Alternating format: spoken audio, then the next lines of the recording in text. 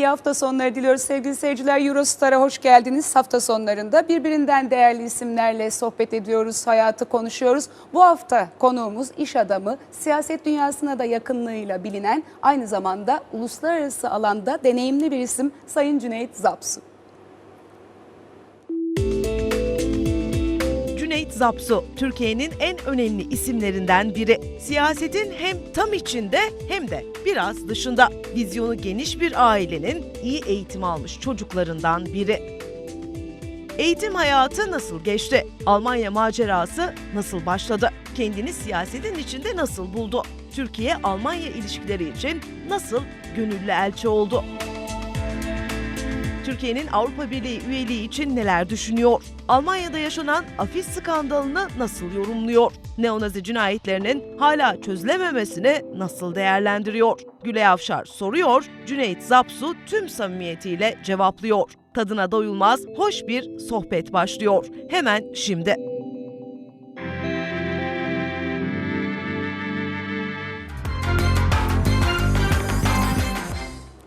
Cüneyt Bey hoş geldiniz. Hoş Teşekkür bulduk. ediyoruz katıldığınız için. Biz şöyle bir geriye dönük hayatınıza da baktık ve İstanbul doğumlu olduğunuzu ben not ettim. Ama bildiğim kadarıyla aslen hem doğudan hem batıdan gelen bir kültür var ailenizde. Biraz o yönüyle anlatır mısınız? Aslen anne baba nereli, nasıl bir aileden geliyorsunuz? Anne baba ikisi de rahmetli. Allah rahmet eylesin. Anacığım Bursalı, Bursa doğumludur. Hemşehriyiz o zaman annenizle. Ve birçok Bursalı'nın da olduğu gibi göçmen ailenin kızı. Rumeli tabii ki. Babam da, babam İstanbul doğumludur. Öyle midir? Yani 1925 İstanbul'da kaç kişi doğduysa bayağı bir ender İstanbul doğumlulardan. Ancak babamın tarafı, yani babamın babası, babamın annesi Başkale'den gelme. Yani Kürt kökeni var, Arap var, Kürt kökeni var, Arnavut var, Rumeli var, tipik Türk. Aslında Anadolu topraklarının tipik Türk yani. Sentezi çoğunlukla da Evet. böyledir. Şunun için de sordum. Aslında dini yanı da güçlü bir aileden, özellikle baba tarafından, dede tarafından öyle bir aileden geldiğinizi biliyorum. Ancak bir yandan da işte batı doğu batı sentezi dedim o yüzden bildiğim kadarıyla ailenizde kızlar da Fransız okullarında okumuş. Siz bir dönem Almanya'da bulunmuşsunuz. Yine eğitiminizde Almanya'nın bir yeri var. Dolayısıyla hani vizyonu geniş bir aile miydi aynı zamanda? O yönden şanslıyım diyebilirim. Yani şimdi tabii küçükken hiçbir şeyin farkında değilsiniz. Sonra yaşlandıkça geriye baktığınızda bazı şeyleri daha iyi anlıyorsunuz. 1960 ihtilaliyle birlikte babam Almanya'ya artık kaçtı denebilir, göç etti denebilir, ne isterseniz deyin, Almanya'ya gelmiş. Çünkü kendisi Avusturya Lisesi'nden, Saint George okulundan mezun ve Almancası var. Evet. O yüzden Almanya'ya gelmiş. Almancası niye var? Saint George o zamanlar, St. Georg's Gymnasium, o zamanlar tam bir papaz okulu. Böyle sakallı bildiğimiz Katolik papazlar. Babamın kardeşleri, daha doğrusu bir ablası bir de kız kardeşi, ikisi de Fransız okulunda, yani Damdesyon'da. Damdesyon da o zamanlar şimdiki gibi değil. O zamanlar gene nanların, rahibelerin mektebi. Buna bakarsanız biraz evvel dediğiniz gibi dedem, yani babaları herkesce bilinen, gıpta edilen bir İslam alimi. Evet. Kitapları var vesaire. Sebebine gelince neden böyle bir Evet. yol seçmiş? Şimdi söylenebiliyor, o zamanlar herhalde söylenemiyormuş böyle şeyler. Hoca efendi nasıl yaparsın böyle bir şey dediğinde verdiği cevap, benim çocuklarım imanlarını aldılar. Neye inanacaklarını biliyorlar. Ama hiç olmazsa Allah'a inanan bir kültürde yetişsinler. İstedim demiş. Yani bununla ne demek istediğini anlıyorsunuz herhalde. Çünkü bahsettiğim seneler 1940'lar. İşte onun için dedim ne kadar geniş bir vizyon ya da değil mi? Aslında Yani dünya diğer insanı okullar- olmak gibi bir durum. Yani 1940'larda Türkiye'de Çok zor. bayağı bir sıkıntı çekilmiş. O zamanın jenerasyonu ile bayağı oynanmak istenmiş, öyle diyeyim. Toplum mühendisliği diyorlar ya şimdi. Hani daha moda deyimle söyleyeyim ama böyle bir çıkış noktası belki de sizin de şimdi daha fazla dünyada söz sahibi olmanız veya da işte bu alanda yürüyebilmeniz için belki bir zemin oluşturmuştur. Onu da düşünmedim. Yok, mutlaka öyle oldu. Çünkü Almanya'ya geldiğimizde anne tarafım Rumeli, dediğim gibi tipik hani böyle çalışkan, çok fazla böyle siyasetle falan alakası olmayan bir aile. Baba tarafı tam tersi, işte entelektüel, yazar, çizer vesaire vesaire.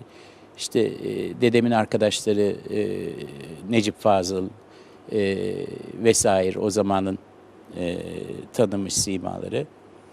Böyle bir karışımla bir anda kendimizi Almanya'da bulduk. Ben de ve abim. Siz çok küçükken gitmişsiniz ama değil mi? 4 yaşındayken mi? 4 yaşındaydım ve inanın bana, hiç egzajere etmiyorum, büyütmüyorum, abartmıyorum. Dün neredeydiniz veya bugün yemek yediniz mi deseniz hatırlamayabilirim.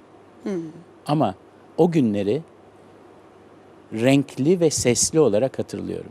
İz bıraktı. Müthiş bir şey. O ilk Almanya'ya gidişimi çok iyi hatırlıyorum. Pan Amerikan Hava Yolları'yla İstanbul, Viyana, Viyana'dan da KLM'le Viyana, Münih. Çünkü Lufthansa o zamanlar yoktu. İkinci Dünya Savaşı sonunda izin vermemişlerdi. Daha sonra izin aldı. İşgal güçlerinin uçakları sadece Almanya'da uçuyordu. Ve o seyahati dahi hatırlıyorum. Hemen bir anaokuluna kaydettiklerini, yaşımın büyütüldüğünü, çünkü Öyle miydi? öyle bir imkan yoktu o zamanlar. Anaokulda da bana seneler gibi geliyordu. Halbuki topu 3 hafta kalmışım. Dayanamamamızın yani geri çektiler. Çünkü şu anda Münih'te yaşayanlar hatırlamayabilirler ama 1960-61 ilk gelen Münih'e çok iyi hatırlar. O zamanlar Münih tam aslında bir kasabaydı Münih. Çok küçük bir şehirdi. Ancak olimpiyatlardan sonra Doğru. dünya şehri olmaya başladı. Ve tam Katolikti. Benim bir konfesyonslos, yani böyle herhangi bir dine bağlı olmayan okul yoktu. Hepsi Katolikti. Yani protestanlar da çok zorlanıyordu. Aslında çok önemli bir hatırlatma. Evet. Ve öyle bir şeyin içinde tabii bir anaokulda rahibeler vardı. Biz de hiç alışmamışız öyle şeylere. Hele Türk ailesi, hepimiz hala öyleyiz. Yani biz çocuklarımızı şımartırız. Doğru. Almanlarda daha O kadar Spartandır. katı bir disipline o yaşta Almanlar tam Spartandır. öyledir. Doğru. Ve çok iyi hatırlıyorum. Diyorum ya, seneler gibi geldi diye. Şunu yiyeceksin, şimdi şurada yatacaksın. Yer yataklarını çok iyi hatırlıyorum orada. Dayanamadık. Babam aldı bizi. Abim hemen okula yazıldı. Benden 2 yaş büyüktü. Beni almadılar. Sonra işte dediğim gibi yaşımı büyüttüler. Kolaydı o zamanlar yaş büyütmek. Türkiye'den gelmişim. Ben yanlış hatırlamıyorsam 5 yaşında o zaman ilkokula girdim. Bebektim yani. Evet, çok küçük Ve yaştayım. Almanca hiç anlamıyorum. Şimdi onu soracaktım. Dil en büyük zorluk olması lazım. Yani bırakın çevre değiştirmeyi, farklı bir toplumda olmayı. Nasıl anlaştınız? Ya da dili öğrenmek belki küçük yaşta daha çabuk öğrenilir ama ne kadar süreyi almıştı mesela? Almanca dediğim gibi hiç anlamıyordum. İlkokulda, sınıfta devamlı böyle sessiz, sakin bir talebe olarak. Biraz bebek içine daha. kapanık bir çocuk mu oldu o zaman? Tabii ki. 5 yaşında bir bebek aslında. O zamanlar, şimdi bilmiyorum ama o zamanlar 7'nin altında almıyorlardı ilkokula. Ve benim sınıf arkadaşlarım en az 2 yaş, normalde 3 yaş büyüktü benden. Allah. Ve çok iyi hatırlıyorum, mesela kız talebeler bana böyle bebek gibi şey yaparlardı. İşte biri üstümü başımı düzeltir, diğeri ayakkabılarımı bağlardı. İlgi de çekmişsiniz ama. Tabii böyle sessiz, sakin bir olan. Bir anda şöyle oldu. Mesela o zamanlar bana ne dediklerini şu anda hatırlıyorum. O zaman anlamıyordum. Şimdi anlıyorum ne dediklerini. Çocuk hafızası kaydetmiş. Aynen öyle, Evet. kaydolmuş. Birinci senenin sonunda babacığım, öğretmenimiz Frau Kaiser ona gitmişti. Ve öğretmen aynen şunu söylemiş. Normalen tabii ki zaten çok küçük. Bu sınıfı bir daha yapması lazım. Ama bence her şeyi anlıyor artık. Bir deneyelim 2. sınıfı. Olmadı, tekrar 1'e alırız demiş. O yaz tatili Almanya'da kısadır. Hala herhalde öyledir. 1,5 aydır yaz tatilleri. 1,5 aydan sonra 2. sınıfa girdim, bir anda açıldı. Ama nasıl biliyor musunuz? Yani biri şöyle bir düğmeye basıyor, ben tıkır tıkır Almanca konuşmaya başlıyorum. Bu çok enteresan. Yani uyum zorluğu diye soracaktım. Demek ki bu biraz aslında çabuk olmuş ama çocuk olmanızdan kaynaklanan belki o çabuk algılama, muhakeme. Yani 5 yaşında biri böyle Evet, Almanca duya. Bir de duya o ne zamanlar kadar- Türk yok, başka hiç yok. O da bir etken tabii. Kendi aranızda Türkçe konuşuyor olsanız. Bir tek annemle babamla Türkçe konuşuyorum. Evet, evet. Abimle Türkçe konuşuyoruz. Zaten 2. sınıftan sonra, yani biz de Almanca başlayınca kendi aramızda da Almanca konuşuyoruz. Şu anda Almanya'da oturanlar da öyle zaten. Kendi aralarında Tahmin Almanca ediyorum, konuşuyorlar. muhakkak. Peki sonrasında, çünkü bir dönem yeniden Türkiye'ye gelip sonra üniversite eğitimi için Almanya'ya gitme Evet. durumunuz olmuş. Yani bütün bunlar aslında Alman ekolünün sizin eğitiminiz üzerinde önemli bir etki yarattığını düşündürdü bana, ama nedir mesela Alman ekolü çok söylenir. İşte en başta katıdır, disiplindir diye söyledik ama artıları eksileri diye bakarsanız.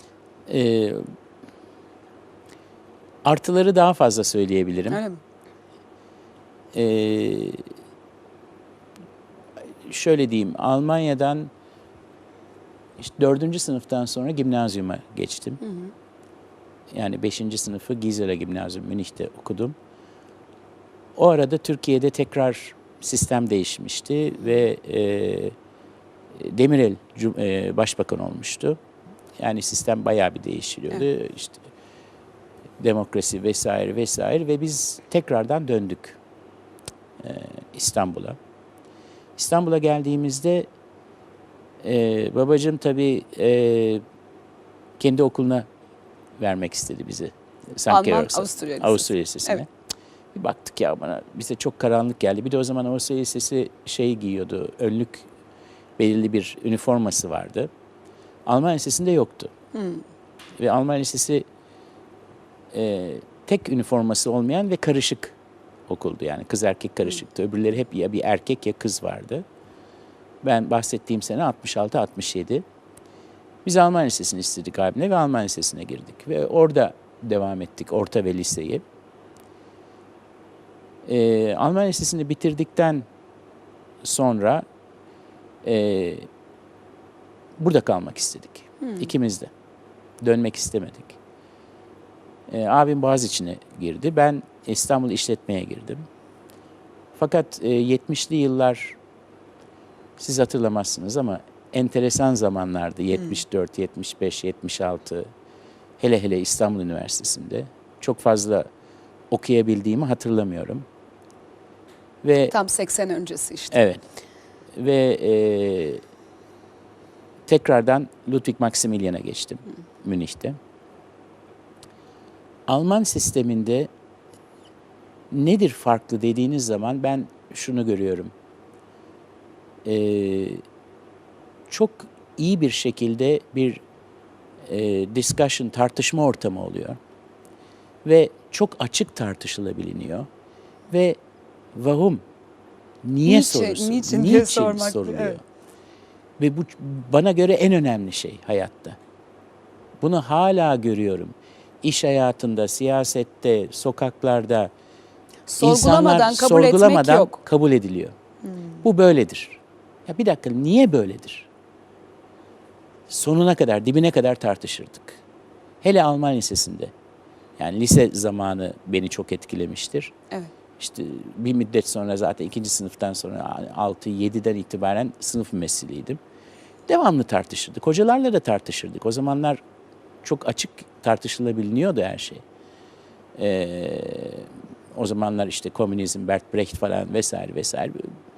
Ve bu tartışma ortamı en fazla şeyi bana getirdiğini tahmin ediyorum. Çok önemli bir husus aslında. Ben de şimdi kendi üniversite zamanımda, ben 86 yılında üniversitedeydim ve Boğaziçi Üniversitesi o zaman böyle bir ortamı sağlıyordu. Ben hala dönüp onu söylerim ki eğer fikrimi özgürce söyleyebiliyorsam, çünkü daha küçük yaşlarda o kadar olgunlaşmıyor fikirler. Ama üniversitede kendinizi bulduğunuz yerde bu çok önemli, fikrinizi söyleyebilmek. Olgunlaşmıyor diyorsunuz ama ben şöyle düşünüyorum. Fikir tabii ki tam olgunlaşmaz ama sistem olgunlaşıyor. Düşünme sistemi. Karşındakiyle empati kurma, karşındaki nasıl düşünebiliyor veya ne düşünebiliyor, karşılığında ne cevap vereceksin, ne vermeyeceksin, mantık silsilesi vesaire, bu tip şeyleri daha küçük yaşlarda belki öğrenmek daha iyidir. Yani bununla şöyle diyeyim, rahmetli babam bana satranç öğretti. Ben daha ilkokula yeni girmiştim ilk sene. Demek ki 5 yaşında. Daha okuma yazma bilmiyordum. Belki bilirsiniz, doğu tarafında çok satranç oynarlar. Evet. Yani halen bugün de öyledir. Bu satranç da bana göre inanılmaz bir şey veriyor insana. Bir istatistiki, işte şunu yaparsam karşımdaki şunları yapar. Onu yaparsan Olasılık karşındaki hesabı olasılık ve hesapları ve analitik beyniniz bu şekilde çalışmaya başlıyor. Ondan sonra dünyayı böyle görüyorsunuz. senaryolar kurabiliyorsunuz. Evet, bu yana önemli ve doğrusu Alman ekolüne dair de hani benim düşünmediğim bir hususta hep akla gelen işte katı disiplinin, Katı disiplini vesaire. bunun Ama dışında o çok tartışabilme ortamının olması çok önemli. Biliyorsunuz Almanya'da dünyada olmadığı kadar fazla Verein vardır. Evet. Çok evet. severler o şeyleri. Çok- Bir de Alman televizyonlarını açtığınızda sıkılırsınız. Çünkü Amerikan televizyonu açtığınızda güzel filmler vardır. Alman televizyonları çoğunda konuşurlar. Evet, doğrudur. Ama işte sivil toplum bilincinin gelişmesi de demek ki yine sizin açınızdan böyle bir ortamdan kaynaklanmış. Şimdi, bir reklama gideceğim ama ondan önce reklamlar sonrasında siyasetle ilginiz nasıl oldu, nasıl meydana çıktı ve nasıl belli bir yerde, belli bir noktada durdu? Çünkü siyaset öyle bir çarktır derler, içine bir kez giren bir daha kendini kurtaramaz diye. Sizin onun açıdan da farklı bir model olduğunuzu düşünüyorum ama şunu sorayım, iş hayatı. Yani iş hayatı hemen üniversite sonrasında nasıl başladı? İlk yaptığınız iş neydi? Ben ithalat ihracat kısmını mesela hatırlarım ama ilk işiniz o muydu? İlk işim, yanlış hatırlamıyorsam, babacığımın, babam pamuk ipliği ithal ederdi Almanya'ya. Türkiye'den o zamanlar işte Sümerbank, Çukurova, bir iki tane tekstilcileri vardı pamuk ipliği yapan. Onlardan pamuk ipliği ithal ederdi. Ben de ona yardımcı olurdum. O şekilde başladığımı hatırlıyorum.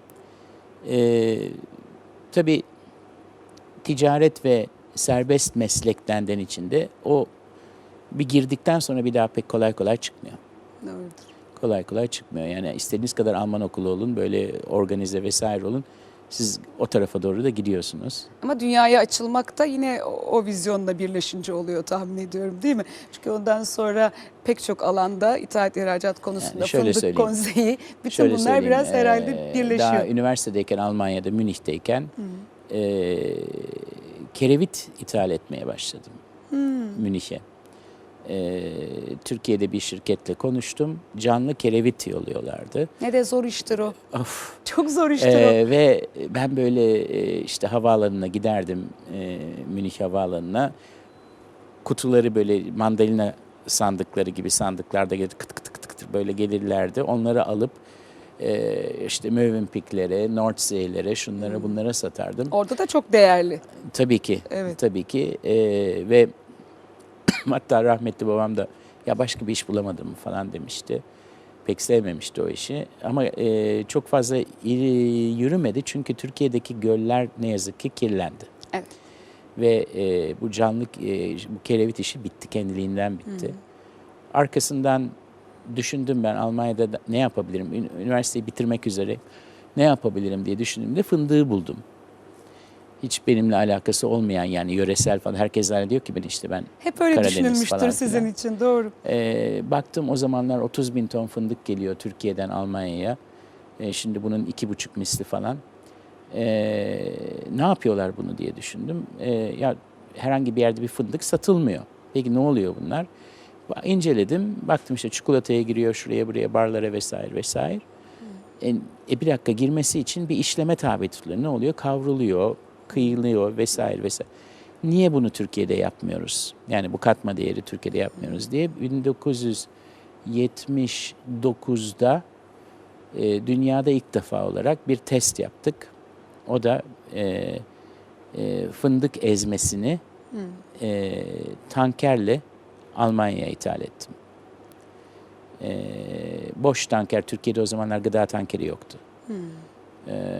Hamburg'dan Spedition Heuer, reklam olmaz herhalde. O zamanlar çünkü artık gereği yok. Türkler bu işi gayet iyi yapıyor. Evet. Heuer'in boş tankerini Türkiye'ye yolladım. Türkiye'de bunu içine döktürdüm. %100 fındık ezmesi. Ve nasıl korkuyorum? Eyvah diyorum. Bunun içinden çıkmazsa bittim. Çünkü benim bütün sermayem zaten bir tankerlik kendi şeyimle, imkanlarımla bir tankerlik şey almışım. Fındık ezmesi almışım. Ben de hayal edemedim şu anda. Ne çıktı çok merak ediyorum. Ve arkadaşım diyor ki bu işleri bilen bir Alman çikolata fabrikasında okuldan tanıştığım bir arkadaşım şeydi. Quality Assurance kalite kontrolünün başındaydı. Hiç merak ettiğin hiçbir şey olmaz. Ya bunun içinde hiçbir katkı yok. %100 fındık kavrulmuş, ezilmiş. Nasıl bu içine böyle tankerin içinde kalır? Ve 3 günde vardı. Zaten ona da hiç alışık değil bizimkiler. 3 günde Almanya'da direkt bir çikolata fabrikasına tankına boşaltırken de oradaydım. 3 gün sonra bakıyorum bakalım ne olacak diye. Evet. %0,2, %0,3 civarında bir ağırlık. Yani 100 kilo civarında bir şey bile değil içinde kalan. Harika bir şey oldu. Bundan sonra zaten herkes şu anda tankerlerle getiriyor. Tabii. Ama bu ilk olması hakikaten enteresan bir başlangıç olmuş. Şimdi biz reklama gidelim. Tamam. Devamında hem iş hayatı hem de siyasetle sürdüreceğiz. Reklamlardan sonra buluşalım.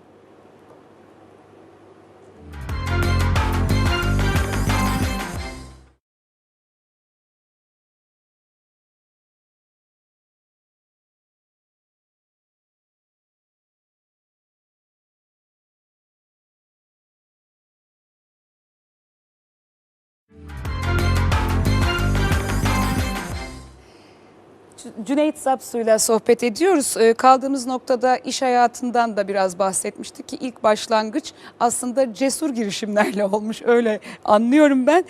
Bu arada tabii şu da var, yanlış hatırlıyorsam düzeltin, Alman vatandaşı olmanız durumu da var. O ne sebeple olmuştu? Bunun iş hayatında da bir katkısı oldu mu örneğin? İş hayatına pek katkısı olduğunu zannetmiyorum. Ama şöyle bir şey vardı. Ben Almanya'da okudum, çalıştım ve neredeyse sürekli bir oturma izni vardı. Ve o biliyorsunuz önce belirli bir sene oluyor. Ondan sonra süresiz oturma izni veriyorlar. Sonra bir adım üstünde oturma hakkı, Aufenthaltsberechtigung veriliyor. Onlar zaten vardı bende. Bir adım sonrası vatandaşlık olayı çıktı. O zamanlar rahmetli Özal Türkiye'de başındaydı. Yani bu demek ki 85-84 öyle bir şeyler. Ve rahmetli Özal aynen bizim şu anki AK Parti'nin yaptığı gibi çok değişik bir şekilde bu işe yaklaştı. Çünkü o zamana kadar ve ne yazık ki ondan sonra da bir müddet tam daha bir nasyonalist, milliyetçi demeyeyim, milliyetçi pozitif bir kelime ya da nasyonalist baktı bu işlere. Halbuki Özal şunu gördü, bizim oradaki vatandaşlarımız, bizim oradaki vatandaşlarımızın Alman olması gerekir ki hem kendine hem de memleketine daha fazla faydası olsun. Ve o zamanlar bir sistem Yabancı olarak kurulmuştu. kalmaya devam Evet. ederse hiçbir zaman tam uyum olmuyor Ve zaten. çok kolaylaştırdı bu işi, Alman olma işini. Almanlar ne kadar sertse bizimkiler o kadar yumuşaktı. Ve ben Türk pasaportumu vermeden Alman vatandaşı oldum. Ha, bu da enteresan değil mi? Şimdi, çünkü başka bir konuya geçmiş gibi oldum, döneceğim ama sizin Alman vatandaşlığınız olmasına rağmen bildiğim kadarıyla çocuklarınız Türkiye'de doğdu ve Türk vatandaşı. O da ayrı bir şey. Şimdi neden o tam tersi yapılır? İşte Amerika'ya Evet. gidip doğum yapılır, Amerikan vatandaşı olsun çocuklar diye. Doğru Hani söylüyorsun. onu da hiçbir zaman tasvip etmedim ama Doğru söylüyorsun. nasıl oldu? Benim 79'da 78 sonu evlendim. Eyvah, evet. 78 sonu evlendim. Ve çocuklarımın Almanya'da yaşıyorum. Evet. İş hayatım orada. Çocuklarımın Almanya'da doğması gibi normal bir şey olamaz. Fakat ben İstanbul doğumlu olmaktan gurur duyuyorum. Hakikaten. Yani müthiş bir şehir. Evet. Ve düşündüm ya, dedim yarın öbür gün baba ben niye yurt dışında doğdum demesinler. Çünkü ben şundan emindim. Burada kalmayacağımdan emindim. Ben döneceğimi biliyordum. Dönmeyecek olsam problem yok. Ama döneceğimi biliyordum. Onu düşündüm. Dedim İstanbul'da doğsunlar onlar da. Bu bir sebep. İkinci sebep çok mantıklı bir doktor sebebi. Yani benim ebem, doktor hanım, annemin doktoru halen yaşıyordu. Çok güvendiğimiz bir teyzemiz. Doktor Fahmet Madenli. O da eşimin doktoru aynı zamanda Türkiye'de. Doktora bir güven çok önemli bir şey. Almanya'da tanımıyoruz kimseyi. İkinci sebep buydu. Ama bir sebep daha vardı. O da şu. Doğum bizim kültürümüzde çok önemli bir şey. Tamam. Yani doğuran bir hanım sultan gibi böyle tanıdıkları eşleri, dostları, ailesi, kardeş, bilmem Bir aile kutlamadır tabii. Evet. hep beraber başında vesaire vesaire güzel bir şey yaşıyorlar. Almanya'da yapayalnız olacaktı hanım. Belki annesi Ne yanında kadar olacak. ince düşünmüşsünüz. Yani 3 tane şeyi toplayınca hadi dedim İstanbul'a. 3 kızım var. Üçünde de 83, 86, 89. Üçünde de aynı şeyi yaptım. Herkesin dediğiniz gibi 7. ay gidip de doğurduktan sonra giderken ben tam tersi. Çünkü Alman vatandaşı daha olmamıştım da. Alman vatandaşı olsun olmasın pek önemli değil. Oturma iznim var. İhtiyacım yok öyle bir şeye. Ama doğum yerleri İstanbul olsun dedim.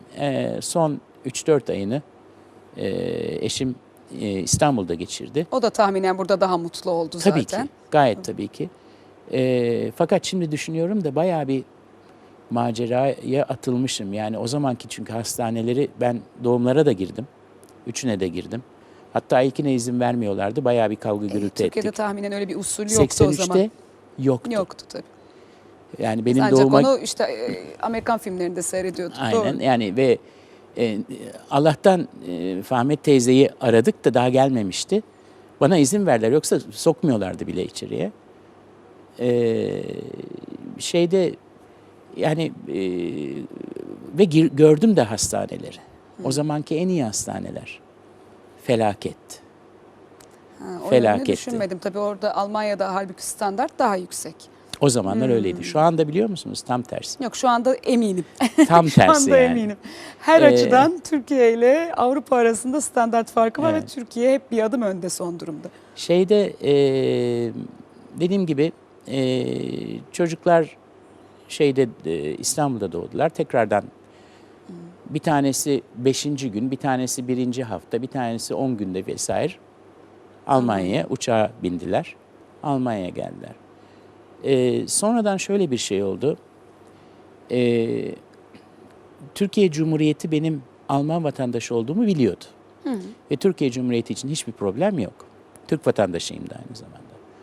Almanya'da sonra dediler ki yok hayır bu böyle şey olmaz işte çifte vatandaşlık falan filan. Fakat bu arada da ben siyasetteydim 2000'li yılların başlarında ve hakikaten birazcık çalıştım bu iki ülkenin yakınlaşması için öyle diyeyim. En başta Gerd Schröder'le birlikte daha sonra Merkel'le de devam ettim. Kendilerinden bana bir şey yaptılar bunlar. Bir işte madalya verdiler, şunu yaptılar, bunu yaptılar ve özel bir izinle her iki ülkenin de vatandaşıyım. Ama o zaman çok katı bakıyordu Almanya bu işe. Dolayısıyla aslında o Ve da bir çok yanlış yapıyorlar halen ve değişik. söylüyorum da ben bunlara. Evet. Ne yapıyorsunuz siz? İntegrasyon falan filan ne yapıyorsunuz? Yani dünyayı yeniden keşfetmeyin. Amerika Birleşik Devletleri'ne bakın. tabii. Siz işte yok efendim Tayyip Erdoğan geldi nasıl konuşur böyle şu bu. Bir dakika. Konuştuğu insanların çoğunda Türkiye pasaportu var. Türk bunlar. Evet. Alman değil ki. Türkler kendi başbakanlarını dinliyorlar. So what? Bunu deyince bir anda şaşırıyorlar. Ama doğru. Ne diyeceklerini de bilemiyorlar. Sen adam ol, herkese hemen kolaylaştır. Hemen vatandaşlık ver. O Türk kalır, Türk kalmaz onun bileceği iş. Dediğim gibi ABD'ye bak. Ve zaten AK Parti geldiğinde bilmiyorum farkında mısınız? Bir anda 180 derece değiştirdik. Alman olun dedi Sayın Başbakan. Alman olun, Almanya'da kalın, paranızı da Türkiye'ye gelip araba, ev falan filan yani sadece bir yabancı işçi dövizi diye bir şey vardı bizim bütçelerimizde. Tabii. Bir hane vardı. Öyle bir şey gerek yok. Siz paranızı ben kendim çok iyi biliyorum konuşmasını. En değerli şeyinizi, varlığınızı harcayın çocuklarınızın eğitimine. Bir daha geldiğimde burada daha ileri gitmiş gençler istiyorum diye her seferinde söyledi. Yani bu bir yerde bir güzel bir değişiklik oldu. Geç bile olsa Türkiye Cumhuriyeti oradaki insanlarını bir anda hatırladı. Evet. Çok geç hatırladı. Yani bunu 40 sene olmuş, 50 sene olmuş özür dilerim. 40 sene unutulmuş. Evet. Almanya ise hala daha farkında değil. Evet, o şimdi 3. jenerasyon mu diyoruz Tabii artık ki, üçüncü Almanya'da? jenerasyon, tabii ki. 3. jenerasyon Türkler. Madem söz oraya geldi, peki bugün nasıl konumlandırılıyor Türkler? Bir takım sıkıntılar olduğunu biliyorum ki güncel sıkıntılar da var. Yani neonazi cinayetlerinin hala bir şey gizli bir konuymuş gibi kalması. Yani zaman zaman Alman hükümetinden aslında cesaretlendirici adımlar da geliyor ama arkası gelmiyor. Bir afiş skandalından mesela söz ediliyor. Hani bütün bunlar bizim Türkiye tarafından sadece bir haber konusu diye baktığımız hususlar ama oradaki Türk toplumunu hala çok ciddi sıkıntılara herhalde sokuyor. Şimdi olmaz mı? Afiş skandalı diyorsunuz. Afiş skandalında yeni çıkıyor. Halbuki bundan yanlış hatırlamıyorsam 3-4 sene evvel hatta belki de 5 sene evvel gene böyle bir afiş yapmışlardı. O zaman da başörtülü bir kız değildi. Bir sarışın tipik diyebileceğimiz bir Alman kızı Ali macht mich nicht an. Hatırlar mısınız öyle bir şey? Ben hatırlamadım ama evet. Yani o zaman da bir aşırı sağ bir partinin şeyiydi. Yani Türk erkekleri Alman kızlarına sataşmasınlar gibilerinden bir afişti. Bütün bunlar veya o işte dönerci cinayetleri dediğimiz olayın ilk başta kesinlikle bunu neonazi olarak bakmadılar. Bunun işte bir takım uyuşturucu şeyleri vardır veyahut Türklerin kendi aralarındaki hesaplaşmadır vesaire vesaire şeklinde baktılar. Sonunda anladılar, şey yapmamaya çalıştılar, açıklamamaya çalıştılar vesaire. Almanlar bunu gizli saklı herkese de söylüyorum, hatta en üst yerlere de söylediğim, bir kere düşünce tarzlarını değiştirmeleri lazım. 50 sene bir ülkede misafir işçi olunamaz. 50 senelik misafir değilsin artık. Yani, Kalıcısın, evet, hem de kalıcıdan tartışmaya da bile kalıcısın. gerek yok bunu tabii. Ama halen daha farkında değiller. Bir insan, ya düşünebiliyor musunuz, 50 senedir Türk pasaportuyla. Burada bir yanlışlık var. Ben biraz- Seçemiyorsunuz. Verginizi veriyorsunuz, bütün vatandaşlığın mesuliyetlerini yerine getiriyorsunuz ama haklarından Haklarınızı faydalanamıyorsunuz. alamıyorsunuz. Böyle Bunu bir şey biraz olamaz. da acaba ekonomik krizle de bağlantılı düşünmek mümkün mü? Çünkü her ekonomik çalkantıda, sıkıntıda sanki o ülkenin kaynaklarını kullanan yabancılar olmasa kendilerine daha fazla pay düşeceğini düşünür insanlar. Yani bu çok kabul edilir bir durum değil elbette. Çünkü üretimde orada yaşayan Türk'ün de payı var, hakkı var. Ama öyle bir, yani aşırı sağcılık ayrı bir mevzu da biraz da böyle bir yanı var mı acaba? Şimdi ben sanayicilerle sürekli birlikteyim. İşveren sendikalarıyla vesaire vesaire. İşverenler bunun böyle olmadığını çok iyi biliyorlar. Tam tersi, en memnun oldukları kesim Türklerdir. En memnun oldukları. Ama Ve bir Alman vatandaşının bakış açısından söylüyorum. ortalama bir Alman vatandaşı gibi değil yani onların bakış açısı. Aslında siyasetçiler de farkında. Almanya'da şu anda ortalama yani şeyler hariç, bizimkiler, yabancılar hariç diyeyim. Sadece bizimkiler de değil. Yabancılar hariç Alman nüfusu biliyorsunuz azalıyor. Evet. Ve tekrardan 1960'lar kadar olmasa bile tekrardan yabancı işçi gücüne şu an dahil mecbur durumdalar. Şimdi şöyle düşünün, computer IT şeyinde, endüstri sanayinde Mısır'dan veya Hindistan'dan eleman alacağına, ya senin memleketinde canavar gibi Türk gençleri var. Bunları yetiştir. Bunlar zaten senin içinde. Bunları yetiştir. Evet. Bu tip organizasyonlar olsun ama öyle bir şey var ki bakın bir de genetik de bir korku var tabii ki. Ben bunları yaşadım kendim.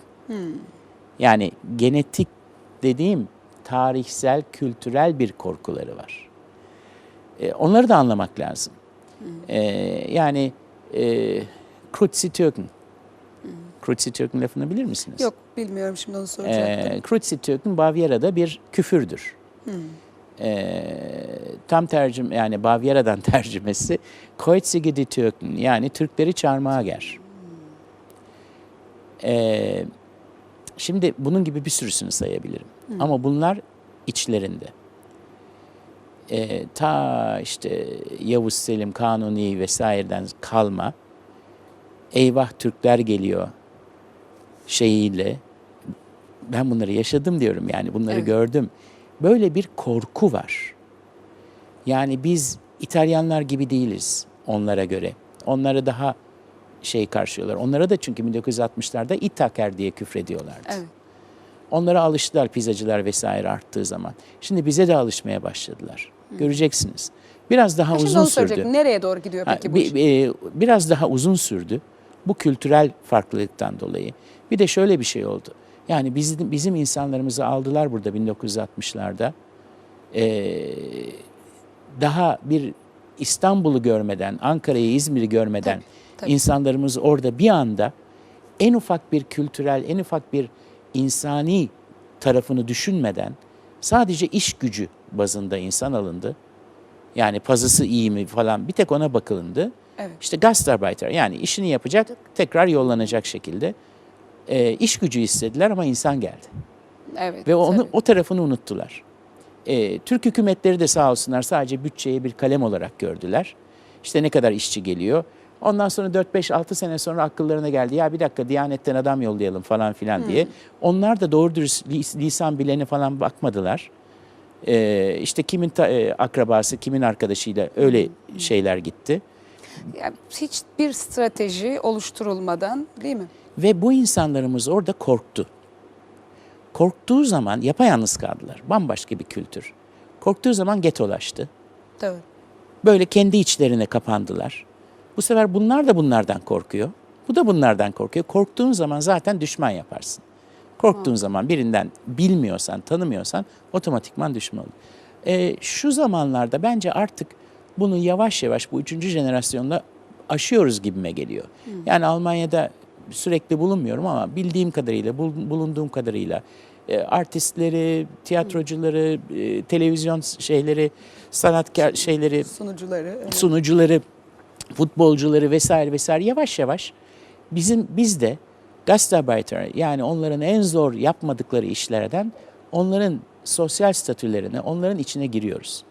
Ve onlar şimdi çok daha fazla korkacak yeni şeyleri buluyorlar. Romanya başladı, işte Polonya zaten her tarafta vesaire.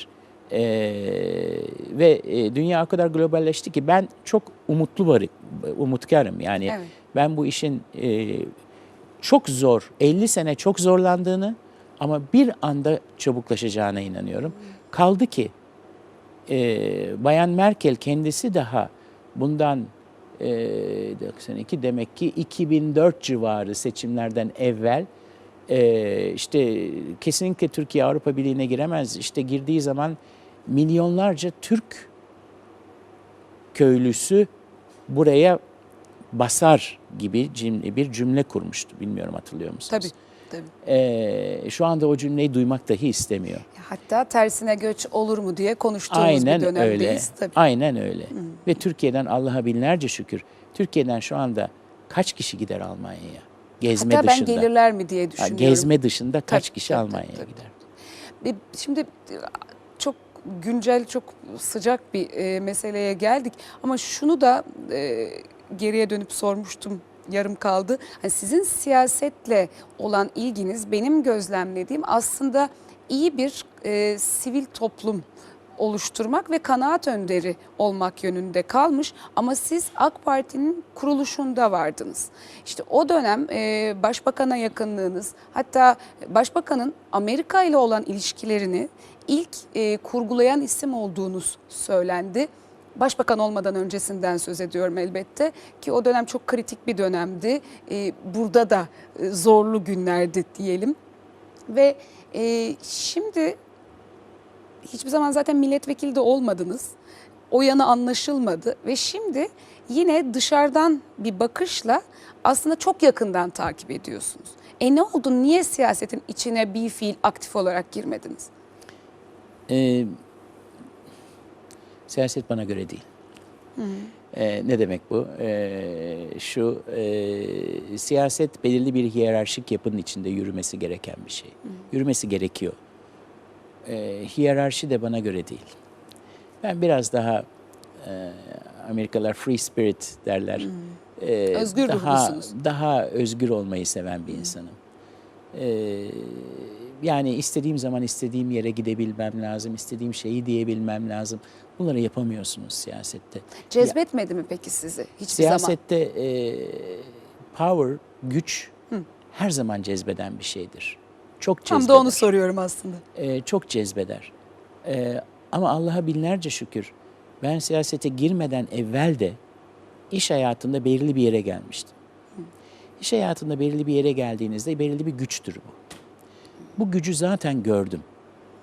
En tehlikelisi hiçbir şeyiniz yokken bir anda siyaseten bir yere geldiğiniz zaman o tehlikeli bir olay. O çok büyük bir imtihan. Hazmetme zorluğu mudur? Çok büyük bir imtihan.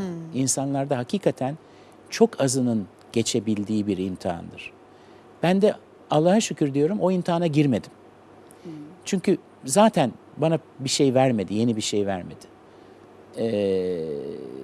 Benim arzu ettiğim şey kızlarımın korkusuz, korkmayacağı bir ülkede yetişmelerini sağlamaktı. Çünkü hatırlamıyorum ismini ama hep söylerim. Bir İsviçreliydi galiba. Memleketin neresi demişler. Almanca olarak şey bu. Heimat ist da, wo ich nichts zu befürchten habe. Yani memleketim korkmadığım yerdir. Korkmadığım yer memleketimdir. Bence çok önemli bir şey. Çok önemli, evet. Yani 1990'lı yıllar Türkiye'de çok kaybolan yıllardı. Yani Bugün hala faili meçhullerin geriye dönük dosyalarının açılması konuşuluyor. benim ailemden de gidenler oldu faile meçhulle. Yani hakikaten korkulacak yıllardı. Kimse farkında değil şu anda o anın arasındaki farkı. Şu anda herkes işte Silivri şu bu falan filan konuşuyor. Tamam. Kesinlikle ben de hemfikirim. Çok zor bir işten geçiliyor. Kuru, yaş vesaire bunu ayırt etmek çok çok zor. Ama öte tarafta o zamanlar ne olduğunu bile bilmiyordu ki kimse hiçbir şeyin farkında değildi. İnsanlar yok oluyordu, kayboluyordu. 90'lı yıllar çok geride değil yani 10 sene evvel. Tek başına 93 yılı en fazla kayıp verilen yıl. Yani tek başına 93 yılı bile Uğur Mumcular, Eşref Bitlisler, daha çok isim sayarım, tek bir yıla denk gelmiş örneğin. Yani çok sembolik. Bütün bunlar da geriye dönük bugün konuşulabiliyor ve bir yüzleşme ve hesaplaşma dönemi diye de ifade ediliyor. Bunlar elbette önemli. Şimdi devam edeceğim. En sıcak meselelere geldik ama reklama gidiyoruz. Reklamlardan sonra.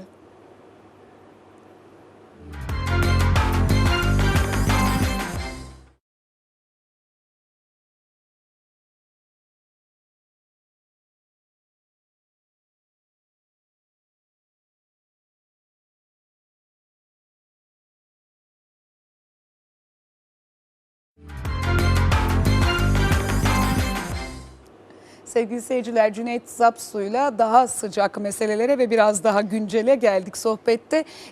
Gerçekten Türkiye'de farklı bir dönem yaşandı. Zor günlerdi. 90'lar dedik biz özelde ama daha geniş bir dönemdir. Bu 80 ile başlayan ve belki işte 90'ların sonuna kadar gelen, hatta 2001 krizi de dahil, hep de ekonomik krizlerle bu siyaseten karışıklık ard arda gelmiştir. İşin doğasında vardır bu. Ama şimdi bugün geldiğimiz noktada siz siyaset sahnesinde ne görüyorsunuz? Mesela zaman zaman yüksek tansiyon, üslup tartışmaları, çok temel mevzularda hala çözümsüzlükten söz edilmesi, bir anayasa yapacağız, sivil anayasa, bir türlü uzlaşamayan bir meclis. Bütün bunlar size ne düşündürüyor? Öyle bir soru sordunuz ki yani. Artık bunun içinden çıkamaz. Hayır, bunun Programın içinden- devamını kapattık. Nasıl çıkacağız bunun içinden? Yani şöyle diyeyim. Tabii ki dışarıdan Sivilleşme baktığınızda adına sorayım. Sadece sivilleşme adına dışarıdan baktığınızda hoş değil gibi gözüküyor ama bence olması lazım gelenler oluyor. Bakın tabu dediğimiz şeyler ilk başta çok çok yavaş bir şekilde yıkılmaya başlandı. Şimdi tıkır tıkır gidiyor. Doğru yanlış bir şey söylemiyorum. Yani doğrudur veya yanlıştır demiyorum. Ama mesela konfederasyon konuşulmaya başladılar. Evet. Yani federatif sistem konuşuluyor vesaire. Bunlar hepsi tabu. Onu bırakın. Biz partiyi kurduğumuzda ben kuruculardan biriyim biliyorsunuz. Kürt kelimesini koyduk. Kürt kelimesi yoktu. İşte Doğu Türkü vesaire vesaire. Bir sürü başka tabu. İşte nasıl olur? Eskiden yani bir herhangi bir çok düşük seviyede bir askerimizle herhangi bir şey konuşulamazdı. Şu anda hiçbir tabu kalmadı. Orgenerallerle sorgulanıyor. Zaten Sayıştay biliyorsunuz bütçelere bakamazdı eskiden. Milli savunma bütçesine. Evet. Pek kimse ondan bahsetmiyor ama AK Parti iktidarının 2. senesinden itibaren Türkiye Cumhuriyeti'nde ilk defa ve şu ana kadar da değişmedi. Eğitim bütçesi bir numara oldu savunma bütçesinden. Bana göre güzel bir gösterge bu. Nereye gidecek dediğim gibi tabular kırıldıkça insanlar konuşacak, tartışacak. Çok fazla ben eskileri düşündüğüm zaman 70'leri, 80'leri, 90'ları o kadar şey yapmıyorum, kaygılanmıyorum. Yani üslup açısından vesaire tabii ki daha güzel üsluplar olabilir. Her iki tarafta, her kaç taraf varsa daha güzel olabilir. Ancak ben daha pozitif bakıyorum, daha müspet bakıyorum. Çünkü çok fazla yurt dışında geçiriyorum. Biliyorsunuz yaptığım işleri. Evet. Yani şu anda hep yurt dışı ile alakalıyım. Çok fazla yurt dışında geçiriyorum. Ve yurt dışından baktığınız zaman daha değişik de görüyorsunuz. Türkiye'de kalanlara nazaran. Ve Türkiye Cumhuriyeti pasaportunun bir anda değerini ne kadar çıktığını görebiliyorsunuz. Türkiye'nin değerinin ne kadar arttığını görüyorsunuz. Siz söylemiyorsunuz artık. Ki ben hayatım boyunca Türkiye'yi, hani birileri diyor pazarlama kötü bir şeydir. Bence çok iyi bir şeydir. Pazarlamakla geçirdim hayatım boyunca. Türkiye şöyle iyidir, böyle iyidir. Yok hayır, babamın 40 tane hanımı yok. Yok hayır, develerin üzerinde oturmuyoruz. Şaka söylemiyorum, ciddiyim. Evet. Ve şu anda benim pazarlamama ihtiyaç yok. Şu anda herkes bana Türkiye'yi anlatmaya kalkıyor. Ya siz bu işi ne kadar iyi yaptınız vesaire diye. O yüzden birazcık da daha müspet bakıyorum. Zaten müspet bakmasam, dediğim gibi ben hürriyetimi seven bir insanım. Ne yapayım o memlekette? Ama şu anda müspet bakıyorum. Daha pozitifim, daha pozitif olmak lazım geliyor diye düşünüyorum. Canavar gibi bir genç nesil yetişiyor. Evet. Yani şu computer kullanımına bakın, Facebook kullanımına bakın. İyi bir alt olduğundan demiyorum ama çok memnun da değilim. Öyle privacy diye hiçbir şey kalmamış, hiçbir özel hayat yok. Herkes hakkında her şeyi, o onun arkadaşı, bu bunun arkadaşı, onu bilmediğinizde onun arkadaşından anlıyorsunuz falan filan. Sosyal medya ayrı bir konu. Evet. Feci bir şey ama şunu göstermeye, anlatmaya çalışıyorum. Dünyada 2 numarayız.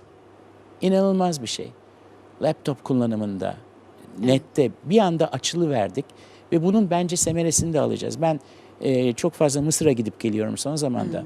Şimdi bakıyorum İslam dünyasında nereleri var liderlik Mısır'ın yapabilecek. da sıkıntısı o zaten. Bizim epeyce yıl sarf ederek geldiğimiz noktaya bir 15 günde gelmeye kalktıkları için sıkıntı yaşıyor. Aynen. Şöyle bir bakıyorum, kimin kültürü, devlet anlayışı lider olmaya müsait. İşte baktığınız zaman MENA bölgesinde Mısır var, İran var, Türkiye var. Başka da bir şey yok.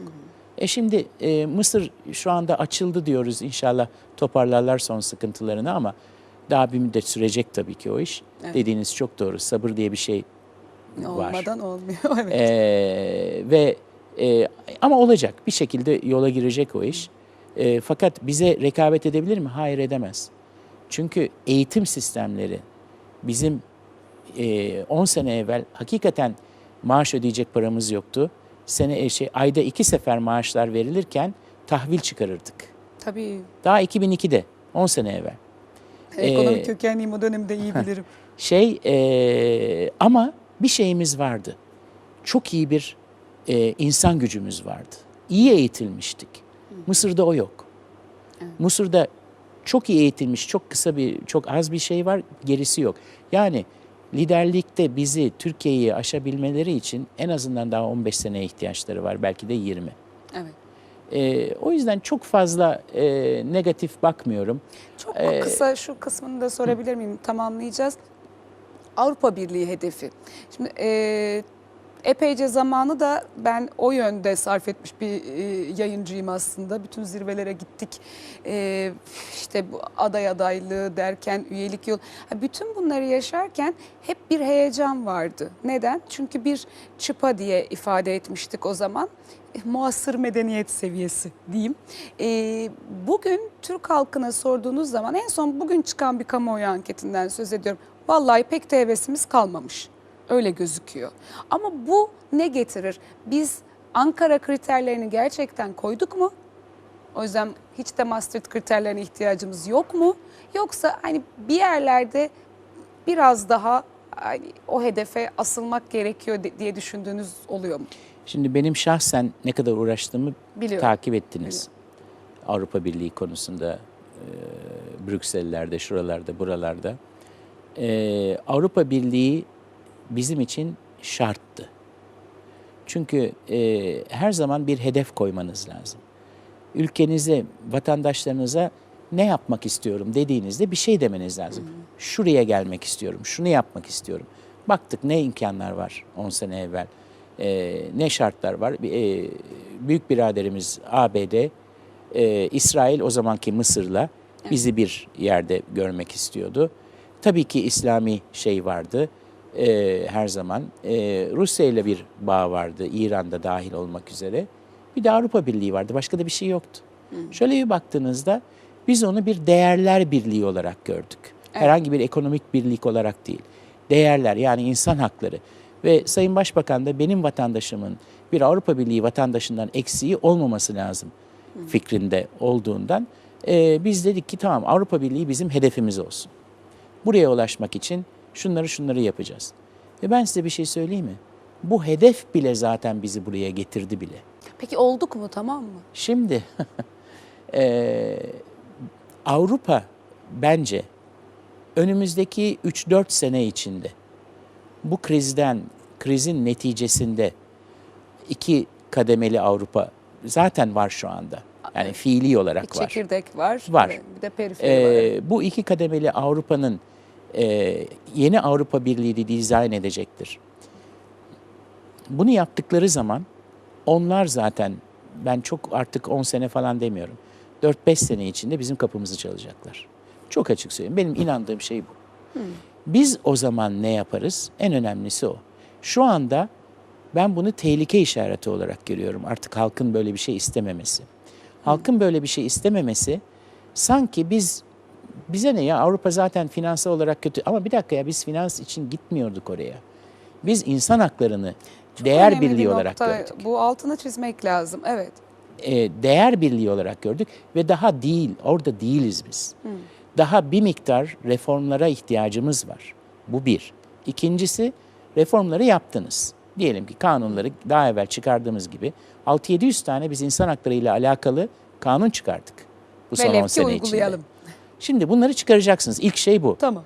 Ondan sonra bir de implementation, uygulama var. Uygulama için kimisi ertesi saat uygulayabiliyor, kimisi hayat boyu uygulayamıyor. Yani bir jenerasyonda Ama bu bir nosyonun şey var. oturması bir zaman Bunun alıyor. oturması bir zaman alıyor.